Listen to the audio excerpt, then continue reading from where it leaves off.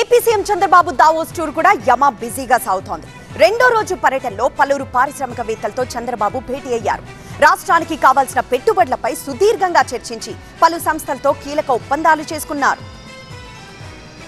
రాష్ట్రానికి పెట్టుబడులే లక్ష్యంగా దావోస్ లో పర్యటిస్తున్నారు CM Chandrababu and team. AP branding, రాష్ట్రంలోని వనరులను వివరించేలా ప్రపంచ ఆర్థిక సదస్సుకు ముఖ్యమంత్రి బృందం హాజరైంది. ఏపీలో అమలు చేస్తున్న పారిశ్రామిక విధానాలు, తెచ్చిన పాలసీలను పారిశ్రామికవేత్తలకు సీఎం వివరించారు. Google AI data centre, green ammonia plant వంటి పెట్టుబడులతో ప్రపంచ ఆర్థిక సదస్సులో విశాఖపట్నం, కాకినాడ చర్చనీయాంశంగా మారాయన్నారు.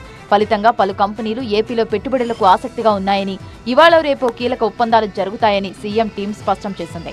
ఇటు గూగుల్, ఐబీఎం వంటి కీలక సంస్థలకు చెందిన ప్రతినిధులతో సీఎం చంద్రబాబు భేటీ అయ్యారు.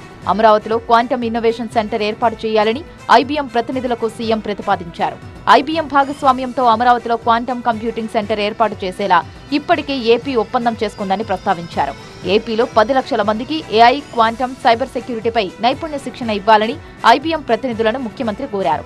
రాష్ట్రానికి పెట్టుబడుల సాధనలో మంత్రి నారా లోకేష్ కూడా కీలకంగా వ్యవహరిస్తున్నారు. రాష్ట్రంలో $10 బిలియన్ పెట్టుబడులు పెట్టేలా ఆర్ఎంజెడ్ గ్రూప్ ప్రతినిధులతో లోకేష్ సంప్రదింపులు జరపగా ఆ సంప్రదింపులు సూపర్ సక్సెస్ అయ్యాయి. విశాఖపట్నం, రాయలసీమ ప్రాంతాల్లో భారీ ఎత్తున పెట్టుబడులు పెట్టేందుకు ఆర్ఎంజెడ్ గ్రూప్ గ్రీన్ సిగ్నల్ ఇచ్చింది. బీసీసీలు, hyper scale data centre, industrial, logistic ప్రాజెక్టుల్లో పెట్టుబడులు పెట్టేందుకు ముందుకు వచ్చింది ఆర్ఎంజెడ్ గ్రూప్.